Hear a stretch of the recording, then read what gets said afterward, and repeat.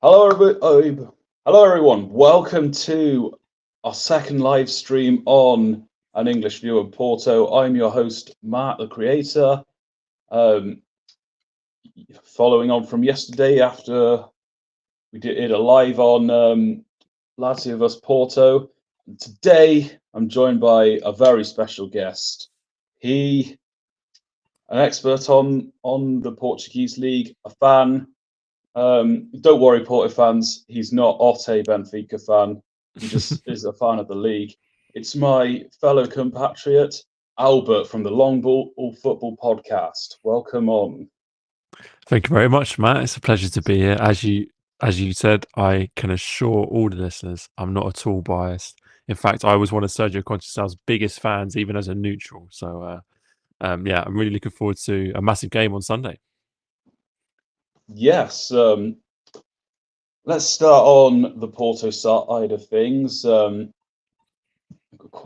Firstly, gloss over the Europa League a little bit, and then keep it a bit more firmly onto the league side of things. Obviously, we haven't seen Porto play Lazio yet. This is the latest we could agree on doing the stream, but at least they have managed to win their last game against Hoffenheim. We'll see how things go tonight.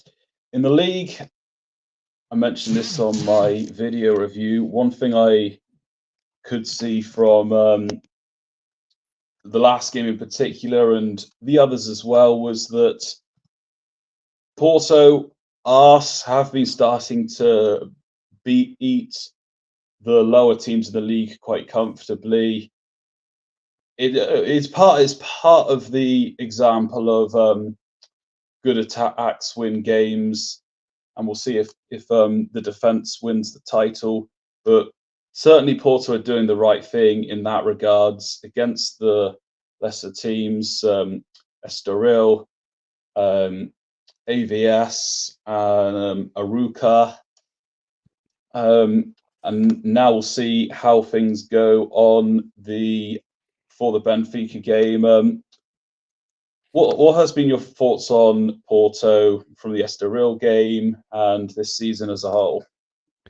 Well, I think it's been a very underrated season for Porto so far, and I think it's been a shame, really, for Porto that they've been overshadowed so much by Sporting, who have had such an incredible season, and obviously with Gyökeres and the manager and winning every single game. They've really taken all the headlines, but Porto have barely put a foot wrong and won every single league game except that game against Sporting. So 27 points from 10 games is an excellent points return.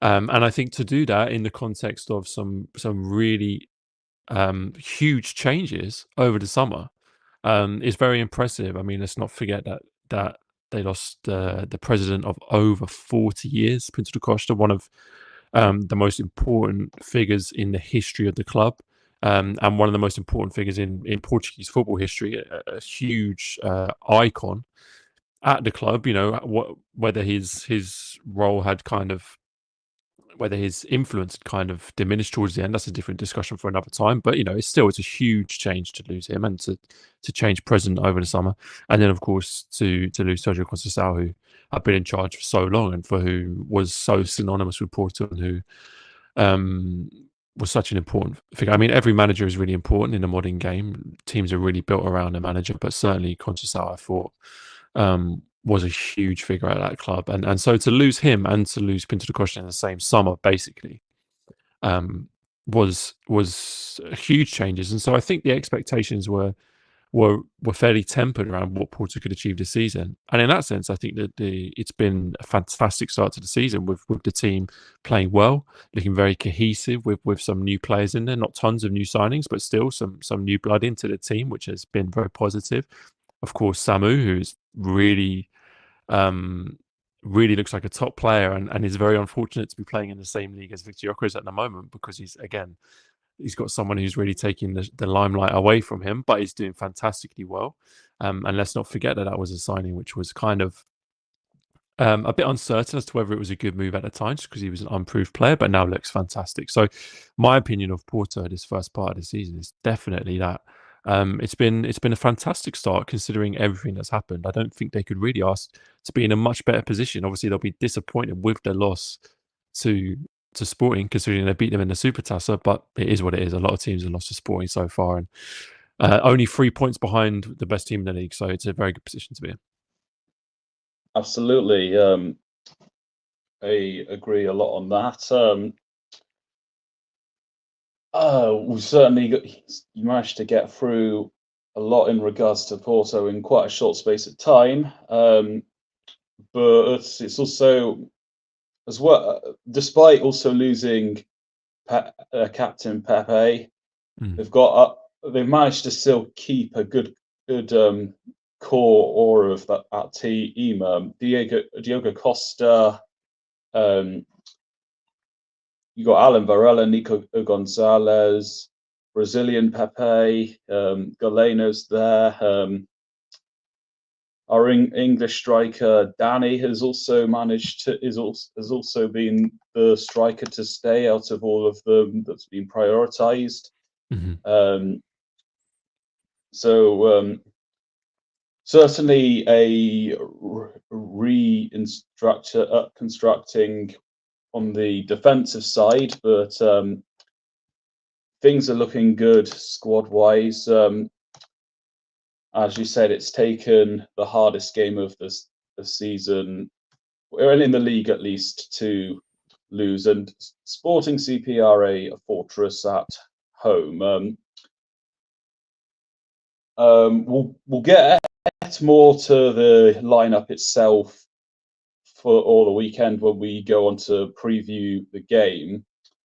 But given that Samu started full, and Danny for that matter, played a full 90 minutes against Estoril, my theory is they won't play against Lazio, or at least only come on if they're called upon. And I think we're going to see Dennis Gould play against Lazio, and then Samu and Danny Namaso Loda will come back for the Classico. What do you think of that theory? Yeah, potentially. I mean, I personally would be surprised if Samu didn't start against Lazio. I think when you've got a player in that kind of form, I would personally start him. Although, maybe there's a reason I'm not the manager of the team.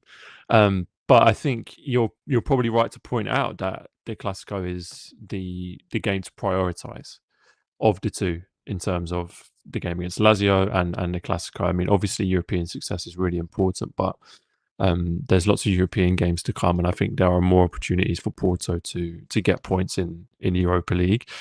Whereas this game in the league is of vital importance because we know that for the top clubs in Portugal, dropping points at any time can be really damaging, and the only time you really have to gain points over your opponents is when you play them, because they very rarely drop points against the smaller teams, although of course it does happen. So in that sense, I think I wouldn't be surprised if he prioritised the Classico over Lazio, and in that sense could rest some players. Although I think Samu will probably have been a bit disappointed that he played against Estoril and the team scored 4 goals and he didn't get on the score sheet. So maybe he'll be eager to get back out there and get on the score sheet himself. Yes, indeed. The other part of that theory was the fact that Porto have a tight schedule, so therefore, you'd have think of the 3 that the Estoril game would be the least important, but the fact that we've seen Samu and Danny play both a full 90 minutes in that Estoril game makes me think we're probably going to see Dennis Gould will be playing against Lazio, and then potentially substitute appearances from the other strikers, and then of course making sure that Samu especially is ready for that game against Benfica. Similarly, onto Benfica. Let's first kind of get the other competition out the way first. The Champions League. Saw the game. That wasn't the Benfica that we're going to see. That's probably the first time I've ever seen them play a back five. They parked a bus against a Bayern Munich team in transition. And literally they had 7-8 players defending in the box at times. But so I more or less was looking at what individuals could do. We didn't see much in regards to attacking threat for Benfica. Obviously, we know that Ruben can make saves. Di Maria can whip free kicks in out wide. Not too much to report on from my end. If you've got any thoughts, feel free to share them. Otherwise, we'll go on to more how they're doing in the league, their league situation. Yeah, I think the Champions League result against Bayern, the performance against Bayern was not really representative of who they are as a team. I think that's a very good point. You know, they clearly went into that game with a certain mindset about containing the game and trying to maybe nick a goal and a counter attack or something like that, which was interesting because we saw them do so well against a team like Atletico Madrid, where they won 4-0 against another fantastic team at playing at top level, and they did really well by playing attacking football. So that was an interesting choice to see. But yeah, I think you're absolutely right. I don't think we'll see that same Benfica team against Porto. And it's possible the Feyenoord result might have played into Bruno's mind. But given them that was 2 weeks ago, last time they played in the Champions League. Let's look at more the league situation. I know he's old news by now, but I'm going to bring him up. Roger Schmidt, second season, the bit of the season he had. I was seeing that part of the problem with him was his prioritization of the system, expecting players to do certain roles within the team, even if that wasn't what they did best. Even though they didn't have too many drop points, you could still say based on August that they were doing the minimum. Overall, what would you say had gone wrong for Roger Schmidt, and what has Bruno Lage, who I think is in a similar position to Victor Bruno, what do you think he's done to bring Benfica back into a better position? Well, I think you highlighted exactly the problem with Roger Schmidt, which was that he wanted a team that could play exactly the system that he wanted, and he didn't have that team. He didn't have that squad that was capable of doing that. I forgot to mention that Schmidt, when he subbed on certain players that he didn't usually play, there would often be with 5-10, maybe slightly earlier, but not much time to go. Yeah, exactly. And I think that was, the system thing was the real problem. I mean, there were times when he would be, if he was playing with a striker, he would be starting with Kasper Tengstedt up front. And that was despite the fact that he had much more kind of higher profile players that they'd signed for more money on the bench, like Artur Cabral and Marcos Leonardo. And people would be looking at that situation and thinking, why are we starting with Tengstedt up front when we have these other players? And the truth was, it was because he wanted a player that could play his system with pressing from the front. And with Roger Schmidt, he really wants his striker to lead the press from the team. And it was funny because the player that did that for him the best was a player that he didn't sign. It was a player that inherited him, Gonçalo Ramos. And when he lost Ramos, I think that was a huge problem because he no longer had that player who was going to do that. Too. And Enzo Fernandez, of course. Yeah, sure, but he, another player that was really good under him that he lost. But yeah, he struggled to ever really get the system back after that. He struggled to find a starting 11 that he was happy with. He struggled, and it was.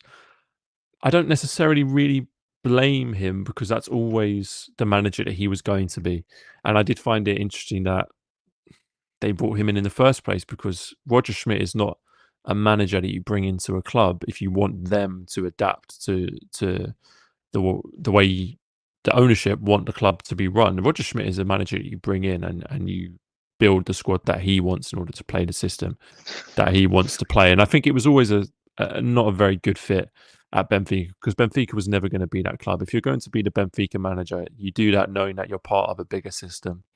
You're part of the identity of a club that's bigger than yourself in terms of signing players, the policy around youth players, and that you're going to have to be adaptable because if the ownership make a decision to sign a exciting young player from South America with the potential to sell on, your job then becomes getting the best out of that player so that the club can make a profit on the sale. And if that means changing a system, then that's what you have to do.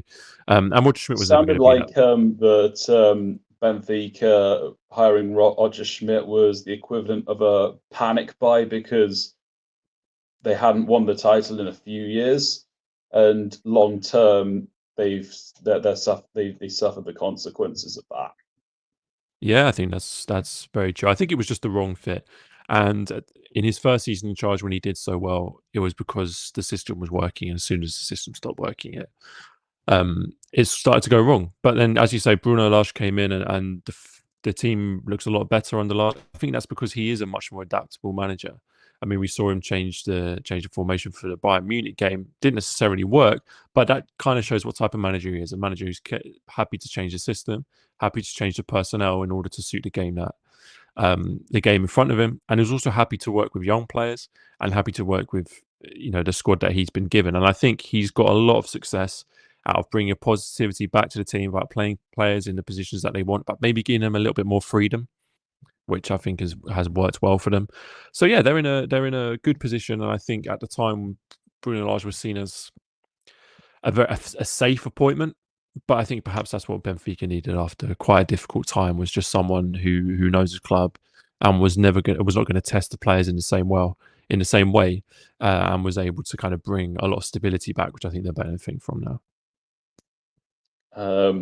Well, it's good for them. I've not watched too many Benfica games this season. I can remember seeing, not including the Champions League, I can remember seeing the highlights of their first game against Benfica, which I don't think that was a disaster, given that they are a good team.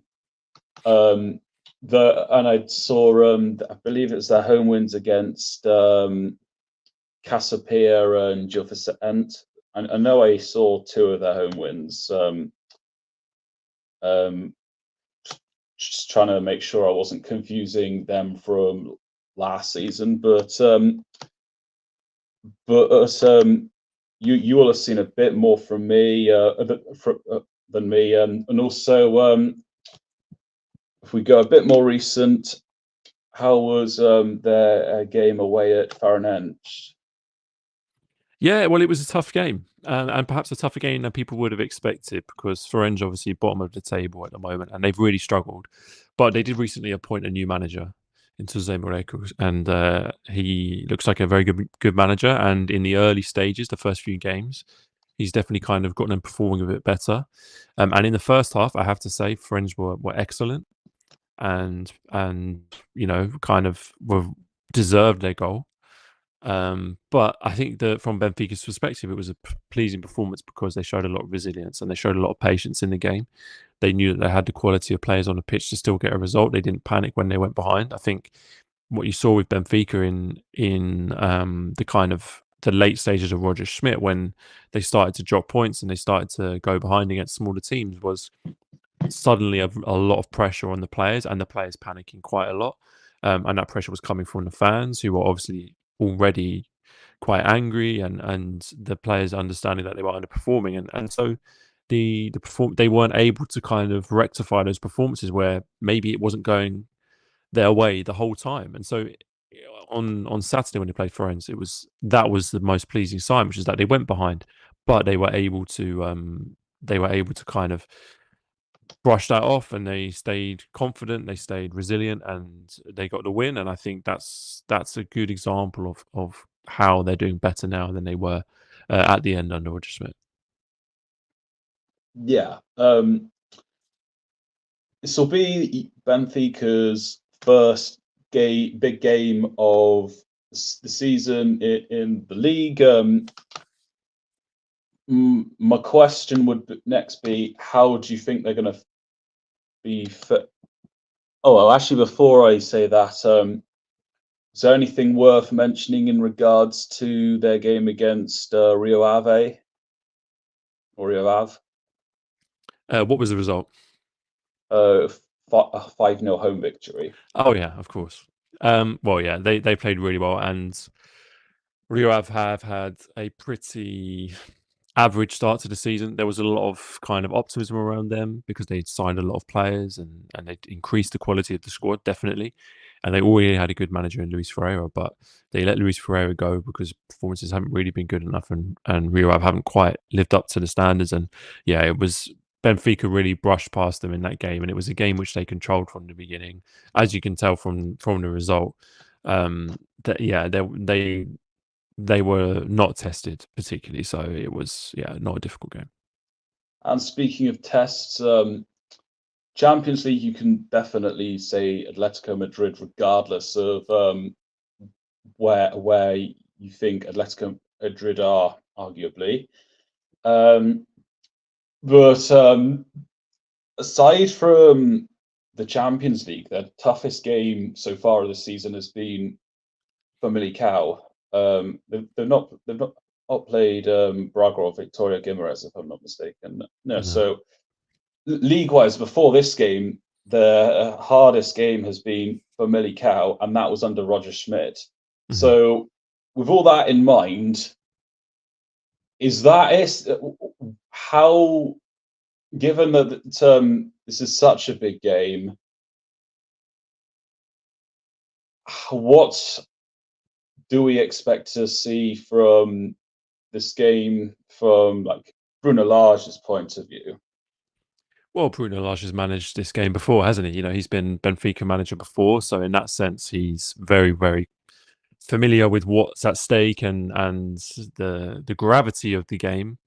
And I think there's a lot of players in that team who will understand as well. I mean, you've got some real leaders in the side. You've got Angel Di Maria, who has played in a lot of big games in his career, so we'll be ready for this. And Nicolas Otamendi at the back, who perhaps hasn't played his best football for Benfica recently, but I think those leadership qualities and that experience will be really useful. So there's a lot of players who've played this game before. There's a lot of players who've played other big derbies before. So there's not too many players who I think will be daunted. There's one or two of the youngsters who maybe won't have experienced this kind of atmosphere. Maybe Carreras, the left back, who signed for the Manchester United youth team, possibly hasn't played a game like this before. Maybe Araujo, the centre back, who would have been at the game in some capacity as a youth player and would have been supported to B team. But I think this will be a big game for him if he's to start. Of course, he might not even play. But largely, I think the squad and the manager are very equipped for a big Classico. So I don't think they'll be too daunted. Yeah, great. I've had a DM from Nuno Torres, so hopefully we'll see him pop up in the chat at some point. But I guess in regards to the preview, the first place to go and other questions can spawn from here. What are you expecting for this game on Sunday? Well, I think it'll be a good game because it's two teams in good form, which I think is what we want. You know, you don't want to go into a big game like this with the team playing badly. From a neutral perspective, of course, what you want is to see both teams at their best, and I think we're well placed to do that. I think it'll be an interesting test for a lot of people. I think for Vitor Bruno, it's going to be a very big test for him. I think for some of the younger players in Porto's team, like Samu and Francisco Moura and those kind of players, I think it will be a good test for them. I don't know whether Martin Fernandes has played a Classico before. I suspect he hasn't, so that could be a big test for him. I think there's probably one or two more inexperienced players in Porto's team, but not by much. So I don't think it'll make a huge difference. But yeah, I think I'm really excited for this game because it's obviously always a very, very competitive game. It's the biggest game in the Portuguese football calendar, and on this occasion, it's a team with two teams in very good form, with lots of good players scoring goals. So what I would hope would be a competitive game. I'd like to see goals scored, of course, from both teams, and in general for it to be a great advert for Portuguese football. Because when these games are good, they can be the best of Portuguese football. So I think it's a really exciting prospect. Great. Now I do remember seeing. I do remember, and I actually did watch it again recently. You were on. Was it Clyde Radio? Is that what it's Yes. called? Yeah. Ahead of ahead of was the Benfica versus away Rangers. leg, the away leg for Benfica versus Rangers from away leg from a Scottish point of view. Yeah. And one thing that got touched upon in part of the interview that wasn't shown on Twitter was the weaknesses of Benfica at that time. What would you say are the places for both Benfica and Porto where they can be hurt, and what can each team do to go out to attack and counter them? Well, I think for Benfica, although they're obviously playing very well, I think already I mentioned Nicolas Otamendi, who has not been in the best form he's ever been in for Benfica. I think it's fair to say, but I still think that Bruno Lage will choose to start him because of his experience. I think Bruno Lage will recognise that as an important factor. So it's 50-50 for me how he will perform, because of course he could really step up in a big game and respond to the occasion. But equally, he could, if he doesn't get his kind of form together, that could be an area. And also, I think, as I mentioned as well, Carreras, the young left back who won't have played in a big game like this, and is a fantastic player, but I think is very more of an attacking player. So maybe if he's more prone to attacking, there could be space behind him for Porto to exploit. And I think, other than that, I think Benfica are pretty strong all over the pitch. I mean, I know Pavlidis hasn't scored many goals, but he has scored recently, and he's proven that if you give him the service, he can deliver. So I wouldn't worry about that. And Di Maria, who's been arguably Benfica's best player this season, although he's their more senior player now. I think, again, he loves the big occasion, and I think he could do really well. So I would only really be 50-50 on a couple of Benfica's players at the back, but potentially there could be possibilities there. And for Porto, I think, like I said, I think there's probably one or two more inexperienced players in that team. It depends which player he chooses. Vitor Bruno chooses to start at right back, like Martin Fernandes. The right back's the concerning thing, because Martin Fernandes has been doing better, but João Mario, who did get an assist recently, is more experienced on the occasion. So there's a dilemma there. I'll let you speak more to whatever your next point or elaboration will be.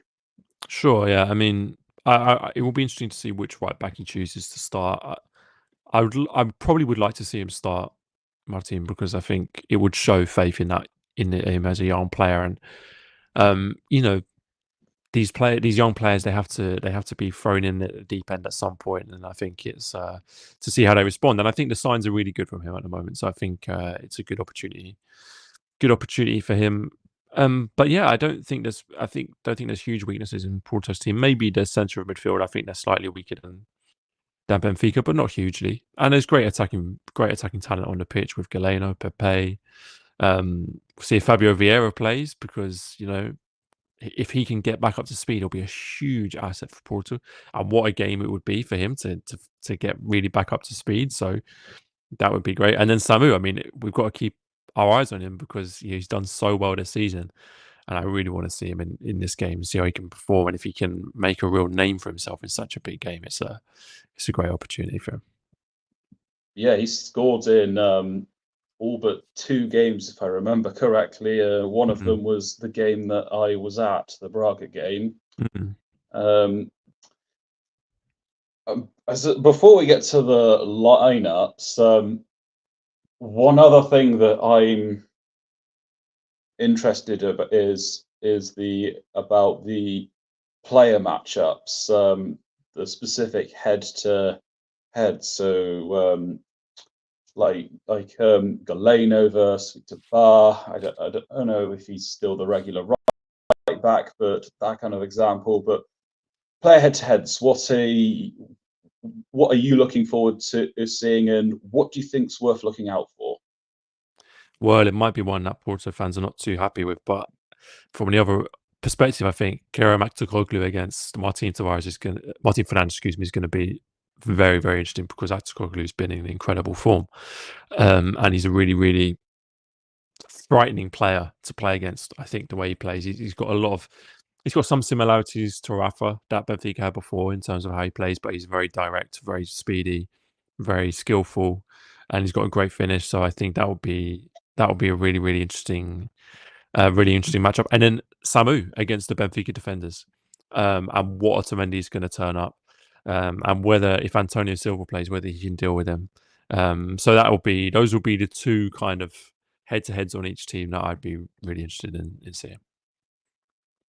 Brilliant. I guess the next place to go to is the expected lineup. We'll start off with Benfica. I can only list a few players based on this season as a whole. I'll let you construct the Benfica 11, and then we can both do the Porto 11 together. What are you expecting in regards to Benfica? Well, I think the goalkeeper's nailed on, really. It'll be Trubin who starts. Yes. So no surprises there. And then I think the back four, the fullbacks, I believe, will be Koresh and Alexander Bar, I would imagine. The only question mark in the defence is with the centre backs, because Thomas Araujo has been in great form. So I'd like to see him start. And then you have whether it will be Antonio Silva or Nicolas Otamendi. I mean, Nicolas Otamendi is naturally the left-sided centre back, so it makes sense for him to play alongside Araujo for me. But there's a chance that because of his form, Otamendi could be dropped, and we could see the young pairing of Araujo and Antonio Silva, or we could see even Araujo dropped because of his less experience to Antonio Silva. So that's the question mark. I would expect it to be Araujo and Otamendi, personally. And I think we'll have Florentino and Alges in the midfield, same as before.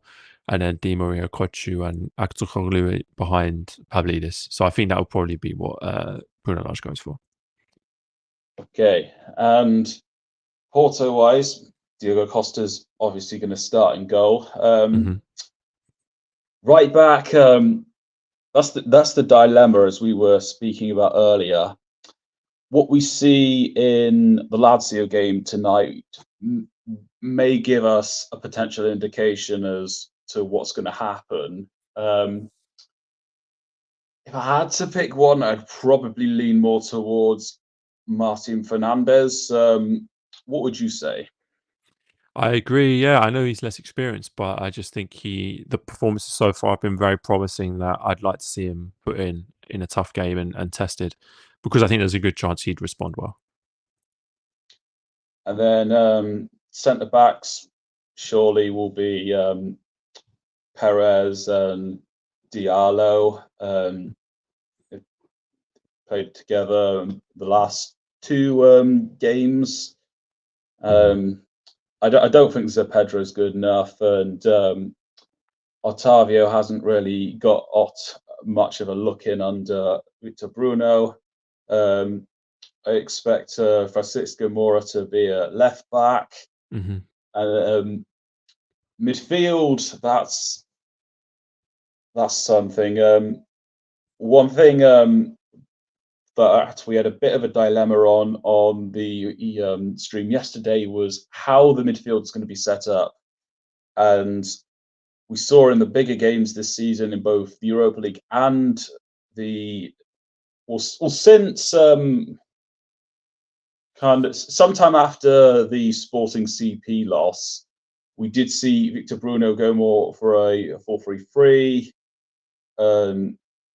So the first question is whether it's going to be 4-3-3 or 4-2-3-1. Whether he thinks this is such a big game that he wants to play a midfield free, or if he wants to continue with the form and go with the 4-2-3-1.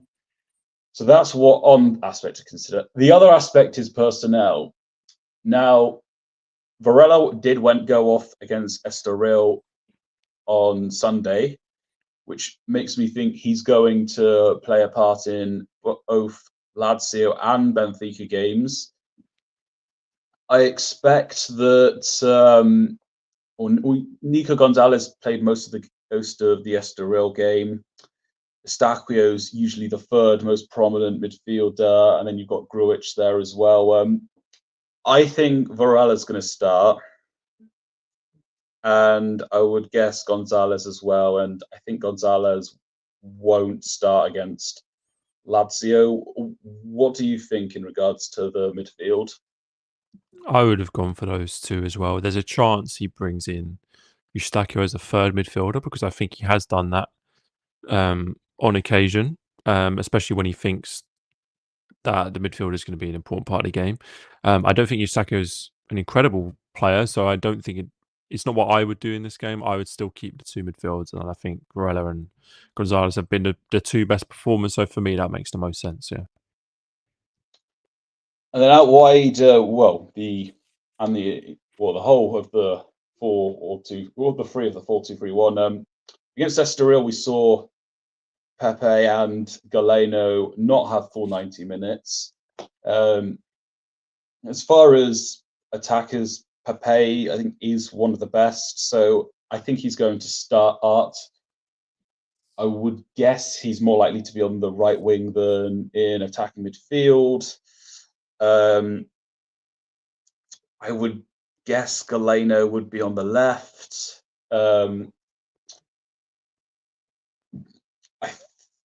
I expect Samu to be the striker up front, and my thinking is he'll bring Danny Namaso loader in, and Victor Bruno will have some sort of somewhat Pepe and Namaso kind of rotating in roles. I mean, we're both expecting Samu to start, but what about the other attackers? What are you thinking? I'd like to see Galeno play. I think he's a big game player personally, and I think he's very talented. So I'd like to see Galeno play, and Pepe. I'd like to see play, and then I wonder whether there's a space for Fabio Vieira in the team as well instead of Namaso, maybe as a 10. I think that could be. I mean, on paper, that's a really talented set of 3 players. It's just whether Fabio Vieira is in form enough or whether he's fit enough to do that. I think, yeah, it's funny because there's not actually that many options in those positions for Porto. So I think Danny Namaso would probably have to come in if you don't use Fabio Vieira. But in an ideal world, I think I would use Pepe Vieira and Galeno. And if one of those needs to drop out, then I think you've got Namaso who can come in behind Samu. So, yeah, I am aware of the time that you don't have too much longer left. So before we go to predictions, is there anything else you would like to say in regards to the game? Nope, just excited for a great game. And like I said before, 2 teams in great form. So I think it's going to be fantastic. Okay. So big game. I'm expecting a very different encounter compared to the two we saw last season.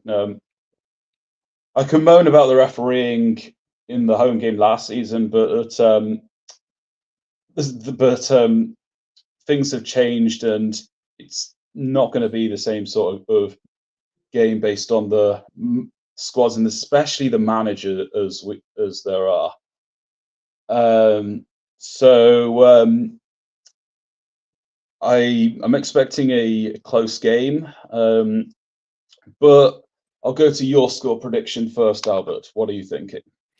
Well, I'm thinking personally a score draw, and I think it will be 2-2.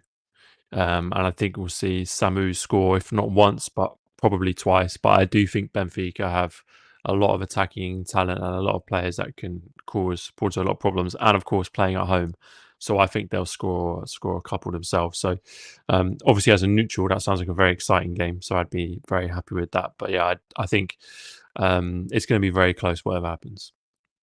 Yeah, I've got it pretty much the same. I've got it a close game, a score draw. I think the managers are about on a similar level. I expect a lot of emotion, potentially drama in this game. My thinking is Benfica will probably score first because they have done in the last two seasons at home against Porto. My prediction is I'm going to say 1-1. I think it'll be a well contested game. I would give it to Porto on a neutral grounds. Slightly, maybe. I think they would certainly have the best chance of winning, at least on a neutral ground. But at Benfica, I think it's going to be close, and I think it'll end as a 1-1 draw. So yeah, I think that comes to an end, and I'm aware you've got to go in 2 minutes. So thank you everyone for watching, mostly on the replay. And go give Albert some support on Twitter and the Long Ball Futebol Podcast. Explain more where people can find you and the podcast. Yeah, as you say, we're on Twitter at Long Ball Football. If you're a Twitter user and you want to see some of our opinions, and if you want to listen to the show, we're everywhere that you get podcasts. You can search it up, Long Ball Football. It should turn up, and it's on YouTube as well if you like. So yeah, everywhere you get your podcasts. Excellent. Good to have you on, Albert. Thanks to everyone that has tuned in. All interaction is appreciated. I hope we're going to see a great game. And until the next time, Forza Porto. And again, I've just, for a second time running, I've remembered I've got to prepare to end the stream as I'm doing the outro because it's on StreamYard, you have to press end stream twice. Shit, I've got